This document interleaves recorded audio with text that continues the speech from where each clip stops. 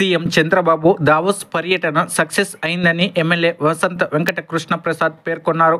గత ప్రభుత్వం పారిశ్రామిక రంగాన్ని అంధకారంలోకి నెట్టిందని, సీఎం చంద్రబాబు, మంత్రి నారా లోకేష్ పారిశ్రామిక రంగం అభివృద్ధికి కృషి చేస్తున్నారని తెలిపారు. జగన్మోహన్ రెడ్డి నియంతృత్వ విధానాలు నచ్చక ఒక్కొక్కరు వైసీపీని వీడుతున్నారని ఎమ్మెల్యే విమర్శించారు. ఎన్టీఆర్ జిల్లా మైలవరంలోని ఎమ్మెల్యే కార్యాలయంలో ఎమ్మెల్యే వసంత కృష్ణప్రసాద్ మీడియాతో మాట్లాడారు. నాడు సీఎం చంద్రబాబు ఐటీ రంగాన్ని తెలుగు ప్రజలకు పరిచయం చేస్తే నేడు ఏఐ రంగాన్ని ప్రోత్సహించేందుకు ప్రపంచ దిగ్గజాలతో భేటీ అయ్యారని తెలిపారు. CM Chandrababu, deputy CM Pawan Kalyan కూటమి ప్రభుత్వం ఆధ్వర్యంలో ఏపీ అన్ని విధాల అన్ని రంగాల్లో అభివృద్ధి చెందుతుందన్నారు. ప్రజల జీవన ప్రమాణాలు పెంచుతూ సంక్షేమ పథకాలు అమలుతో పాటు మైలవరం నియోజకవర్గాన్ని అభివృద్ధిలో అగ్రస్థానంలో నిలిపేందుకు కృషి చేస్తానని పేర్కొన్నారు. దెబ్బతీసిన దాన్ని తిరిగి ఆంధ్ర రాష్ట్రానికి గౌరవాన్ని, పునర్వైభవాన్ని తీసుకొచ్చే దిశలో అసలు భారతదేశం నుంచే ఒక బ్రాండ్ అంబాసిడర్గా చంద్రబాబు నాయుడు గారు అక్కడ పనిచేయడం జరిగింది. ఎన్నో పరిశ్రమల్ని, సంస్థల అధిపతుల్ని, మైక్రోసాఫ్ట్ దగ్గర నుంచి టాటా చైర్మన్ చంద్రశేఖర్ గారి దాకా అందరినీ కలిసి ఈ రాష్ట్రంలో మళ్ళీ పెట్టుబడులు తిరిగి తీసుకొచ్చే క్రమం, ఇటు కేంద్ర ప్రభుత్వాన్ని ఒప్పించుకోవడం, అలాగే మొన్న దావోస్ ఏమైతే ప్రపంచంలో పారిశ్రామికవేత్తలంతా కలిసి అక్కడ ఒక సమ్మేళనం జరుగుతుందో ప్రతి 2 సంవత్సరాలకు జరిగే ఆ కార్యక్రమానికి మన రాష్ట్రం తరపు నుంచి వెళ్ళి అతి ముఖ్య భూమిక పోషించారు. ఇది గిట్టని, ఇది చూడలేని వైకాపా నాయకులు ఇష్టారాజ్యంగా ప్రజాపనంపై వెళ్తా ఉన్నారు. కాబట్టి వాళ్ళందరూ అర్థం చేసుకోవాల్సింది ఏంటంటే, మనకు చేతగానిది ప్రపంచంలో ఎవరికి చేతగానిది అనుకోవడం వాళ్ళ దురదృష్టం. గతంలో కూడా చంద్రబాబు నాయుడు గారి దావోస్ పర్యటనకి వెళ్ళినప్పుడు 14 నుంచి 19 దాకా ముఖ్యమంత్రిగా ఉన్నప్పుడు ఎన్నో వేల కోట్లు, లక్షల కోట్లు పెట్టుబడులు తీసుకొచ్చారు. ఈరోజు కూడా అదే రకంగా చాలా సంస్థలను ఒప్పించారు. కానీ కొంతమంది సంస్థల దగ్గర అనుమానాలు ఉన్నాయి. గతంలో లాగా మళ్ళీ కనుక రాబోయే రోజుల్లో ప్రభుత్వాలు ఏమైనా మారితే ఇట్లాంటి గతంలో ప్రభుత్వం లాగా, గత ముఖ్యమంత్రి లాగా నెగిటివ్గా ఆలోచించే ముఖ్యమంత్రి కనుక మళ్ళీ తయారైతే మేమన్నా ఇబ్బంది పడతామేమో పరిశ్రమలు అని చెప్పి ఈ రాష్ట్రంలో మళ్ళీ పరిశ్రమలు పెట్టడానికి పరిశ్రమాధిపతులకు కానీ, నిర్మాణ రంగ సంస్థ ప్రతినిధులకు కానీ ఉన్న ఏకైక అనుమానం, ఏకైక భయం వైఎస్ఆర్ కాంగ్రెస్ పార్టీ, జగన్మోహన్ రెడ్డి గారి తప్పించి ఈ రాష్ట్రంలో అపారమైనటువంటి అవకాశాలు ఉన్నాయి. అవన్నీ అందిపుచ్చుకోవడానికి ప్రపంచం అంతా సిద్ధంగా ఉంది. కేవలం జగన్మోహన్ రెడ్డి గారికి, వైకాపాకే భయపడి ఉందనేది గమనించాలి.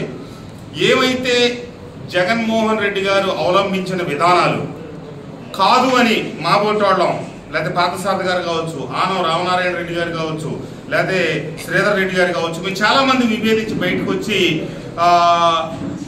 ఈ రాష్ట్రం పట్ల చిత్తశుద్ధి కలిగినటువంటి చంద్రబాబు నాయుడు గారి దగ్గరికి మేమందరం వచ్చి అభివృద్ధిలో మన రాష్ట్రం అగ్రంగా వెళ్ళాలని చెప్పి ఆయనతో కలిసికట్టుగా ప్రయాణం చేసాం. అది ఈరోజు వాస్తవం అనేది వైఎస్ఆర్ కాంగ్రెస్ పార్టీలో జరుగుతున్న పరిణామాలు కూడా నిరూపిస్తూ ఉన్నాయి. వైఎస్ఆర్ కాంగ్రెస్ పార్టీలో 2వ స్థానంలో ఉన్నటువంటి విజయసాయి రెడ్డి గారు ఈరోజు ఆకస్మికంగా వైకాపాను వదిలిపెట్టి పక్కకి వెళ్ళిపోయారంటే అక్కడ పరిస్థితులు ఏ రకంగా ఉన్నాయనేది మీరు గమనించవచ్చు. ఎందుకంటే వైఎస్ రాజశేఖర రెడ్డి గారికి ఆత్మ కేవీపీ రామచంద్రరావు గారు అయితే, జగన్మోహన్ రెడ్డి గారికి ఆత్మ విజయసాయి రెడ్డి గారు. ఆయనతో కలిసి 11 కేసుల్లో సహనిందితుడుగా A1, A2గా ఉండి ఎన్నో 2 పర్యాయాలు రాజ్యసభకు ఎన్నికయ్యి పార్లమెంటరీ పార్టీ నాయకుడిగా ఉండి అన్నింటిలో కీలక భూమిక పోషించిన విజయసాయి రెడ్డి గారు ఈరోజు ఆ పార్టీని వదిలిపెట్టారంటే ఆ పార్టీలో ఏం జరుగుతుంది అన్నది గమనించండి. ఒక్క మాట మటుకు వాస్తవం, వైఎస్ఆర్ కాంగ్రెస్ పార్టీలో లీడర్ల కంటే లోఫర్లు ఎక్కువ. ఉన్న కొద్దిపాటి లీడర్లు కూడా క్రమక్రమంగా బయటికి వెళ్తా ఉన్నారు. రాబోయే రోజుల్లో కూడా ఇంకా పెద్ద సంఖ్యలో లీడర్లు నిలబోతా ఉన్నారు. మిగిలేది ఎవరంటే ఆ 2వ భాగం వాళ్ళే.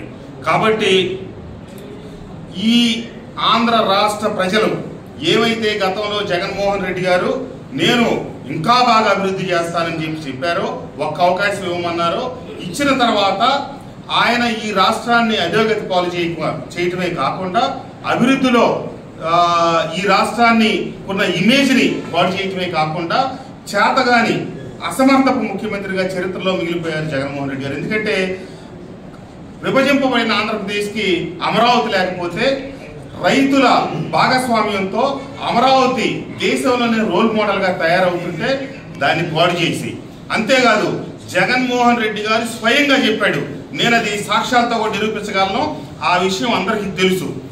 ఈ ప్రాంతంలో కృష్ణా గుంటూరు జిల్లాల్లో ఒక ప్లైవుడ్ సంస్థ పెట్టుబడులు పెట్టి మేము సంస్థను స్థాపిస్తామని ముందుకు వస్తే 34 సీట్లకు గాను దాదాపుగా 30 సీట్లు గతంలో ఇక్కడ రాజధాని పెడితే 30 సీట్లలో ఓడించి మనకి గెలిపించారు. కాబట్టి కృష్ణా గుంటూరు జిల్లా వాళ్ళు సంస్థలు పెట్టినా వాళ్ళేమి విలువెవరో గౌరవెవరు, కాబట్టి ఈ కృష్ణా గుంటూరు జిల్లాలో పెట్టదు, మీరు పక్కకి వెళ్ళిపోండి అని వాళ్ళు ప్రకాశం నెల్లూరు జిల్లాలకు పంపించిన వ్యక్తి ముఖ్యమంత్రి అయ్యింది జగన్మోహన్ రెడ్డి గారు. అట్లాగే ఈ ప్రాంతంలో వస్తున్న రాజధాని అమరావతిని ఏ రకంగా 3 రాజధానుల పేరుతో నాటకం ఆడి పాడు చేయాలని ప్రయత్నం చేసిన వ్యక్తి జగన్మోహన్ రెడ్డి గారు. అంతేకాకుండా ఎన్నికలు అయిపోయిన తర్వాత కూడా మీ విధానాలను ప్రజలు తిరస్కరించి ఇటు అమరావతి ప్రాంతంలో కృష్ణా గుంటూరు జిల్లా ప్రజలు, అటు వైజాగ్ ప్రజలు, ఇటు కర్నూలు కడప ప్రజలు ఇంతమంది గుణపాఠం చెప్పినా సిగ్గు శరం లేకుండా మళ్ళీ మొన్న వరదలు వస్తుంటే ఈ వరదల వల్ల అమరావతి మునిగిందని చెప్పి మళ్ళీ అదే పందా ఎత్తుకొని ఆ వాళ్ళ విషప పత్రిక సాక్షిలో ఆ విషయాలే రాయాలని ప్రయత్నం చేశారంటే ఇవన్నీ మీరు గమనించవచ్చు. ఈ ఆంధ్ర రాష్ట్రాన్ని కేవలం అప్పులు పాలు చేసి మీట నొక్కి సంక్షేమ పథకాలు ఇచ్చి ఓట్లు వేయించుకొని పబ్బం గడపాలని చెప్పి చూస్తా ఉన్నాడు తప్పితే, గతంలో చేసిన మాదిరి చేయాలని చూస్తున్నాడు తప్పితే, ఈ రాష్ట్రంలో ఉన్న నిరుద్యోగ యువతకు ఉద్యోగ అవకాశాలు కావాలన్నా, ఈ రాష్ట్రం సంక్షేమం అభివృద్ధిగా 2 కళ్ళుతో ముందుకు సాగాలన్నా కూటమికే సాధ్యం. అది నిరూపితమైంది. ఈ 6-7 మాసాల్లోనే ఈ మైలవరం నియోజకవర్గంలో ఆ రోడ్డు నిర్మాణం శరవేగంగా జరుగుతూ ఉంది. వచ్చే మాసం లోపల ఆ రోడ్డు ప్రారంభోత్సవం కూడా జరుపుకోబోతా ఉంది. అలాగే నియోజకవర్గ వ్యాప్తంగా ఉన్నటువంటి అన్ని రోడ్లు గుంటలు పడిపోయి ఉంటే రిపేర్లు చేయడం జరుగుతూ ఉంది. మైలవరం నుంచి ఏమైతే చంద్రాల దాకున్న రోడ్డు ఇప్పుడు ప్రధానంగా ఇబ్బందికరంగా ఉంది. అది గతంలో టెండర్లు అయ్యి ఆ టెండర్లో పాల్గొన్నటువంటి వ్యక్తి పని పూర్తి చేయడానికి నిరాకరించాడు. కాబట్టి మళ్ళీ టెండర్ మార్చడమా లేకపోతే కాంట్రాక్టర్ మార్చడం అనే దాని మీద డిపార్ట్మెంట్లో చర్చలు జరుగుతున్నాయి. త్వరలో అది కూడా పూర్తి చేసి ప్రజల ఇబ్బందుల నుంచి బయటపడేయడానికి ప్రయత్నిస్తామని చెప్పి తెలియజేస్తూ, ఏమైనా దార్శనికుడు, విజనరీ లీడరు, భారతదేశంలో ఒకనాడు ఐటీకి రూపురేఖలు ఇచ్చిన వ్యక్తి చంద్రబాబు నాయుడు గారు. ఈ రోజు ప్రపంచం 2వ దశలో ముందుకు సాగుతా ఉంటే ఏఐ, ఆర్టిఫిషియల్ ఇంటెలిజెన్స్ ని మళ్ళా తెర మీదకి తీసుకొచ్చి దాని ద్వారా వచ్చే అవకాశాలను ముందస్తుగానే పట్టుకొని మన రాబోయే యువతకి అవకాశాలు కల్పించడానికి, అట్లాగే మన రాష్ట్రంలో ఉన్నటువంటి ఎన్నో విషయాల్లో ముందుండే దానికోసం చంద్రబాబు నాయుడు గారు ప్రయత్నిస్తూ ఉన్నారు. మీరు బాగా గమనించండి, గత ప్రభుత్వ హయాంలో ధాన్యం కొంటే 4 నెలలకి, 3 నెలలకి, 2 నెలలకి కూడా డబ్బులు ఇవ్వని పరిస్థితి. కూటమి ప్రభుత్వంలో ధాన్యం తీసుకున్న తర్వాత కేవలం 24 గంటల నుంచి 36 గంటల లోపే, 48 గంటల లోపే డబ్బు వేసిన ప్రభుత్వం. ఎక్కడ ఇంతవరకు మాకు డబ్బు పడలేదు అకౌంట్లోనే ఒక్క కంప్లైంట్, నియోజకవర్గంలో ఒక్క కంప్లైంట్ కూడా రాని పరిస్థితి ఈ ప్రభుత్వంలో చూస్తూ ఉన్నాం. తప్పకుండా ఈ కూటమి ప్రభుత్వంలో చంద్రబాబు నాయుడు గారు, పవన్ కళ్యాణ్ గారు, మోడీ గారి ఆశీస్సులతో కోల్పోయిన వైభవాన్ని తిరిగి ఆంధ్ర రాష్ట్రానికి వచ్చేటట్టుగా, అలాగే పెట్టుబడులు తీసుకొచ్చి రకరకాల కేంద్ర ప్రభుత్వ సంస్థలు, బీపీసీఎల్ కావచ్చు, ఎన్నో ప్రభుత్వ రంగ సంస్థలని, అలాగే దావోస్ లాంటి ప్రపంచ వేదికల మీద కూడా వెళ్ళి అక్కడ పెట్టుబడిదారులతో మాట్లాడి ఈ రాష్ట్రాన్ని తిరిగి పట్టాలెక్కిస్తూ ఉంటే చూడలేక, ఓర్వలేక ఒకనాడు దావోస్ వెళ్ళి పబ్జీలు ఆడుకొని అక్కడెక్కడ బజ్జీలు దొరుకుతాయా లేదా ఆంధ్ర భోజనం ఎక్కడ దొరుకుద్దా అని చెప్పి స్వెటర్లు వేసుకొని తిరిగిన వ్యక్తి 74 సంవత్సరాల వయసులో చంద్రబాబు నాయుడు గారు ఆయన ఇక్కడ మన దగ్గర ఏ రకమైనటువంటి ఆహారం ఎంత ఉంటారో అక్కడ కూడా అదే రకమైన బట్టలే తప్పితే ఏమీ లేకుండా -6 డిగ్రీస్ టెంపరేచర్లో కూడా ఆయన ఉదయం నుంచి రాత్రి దాకా 4 రోజులు పర్యటన అత్యంత విజయవంతంగా, అతి ఎక్కువ మంది వైఎస్ఆర్ ప్రభుత్వంలో 5 సంవత్సరాల కాలంలో ఆయన కలిసిన మొత్తం పారిశ్రామికవేత్తలతో పోల్చిన దానికంటే కేవలం చంద్రబాబు నాయుడు గారు 6 మాసాలు 7 మాసాల్లో కలిసిన పారిశ్రామికవేత్తలు 2 3 ఉండేదానికి అవకాశం ఉంది. అది వారికి రాష్ట్రం పట్ల ఉన్న చిత్తశుద్ధి. ఖచ్చితంగా ఇదందరూ గమనించాలి, గుర్తించాలి. మునిగిపోయే పడవ వైఎస్ఆర్ కాంగ్రెస్ పార్టీ.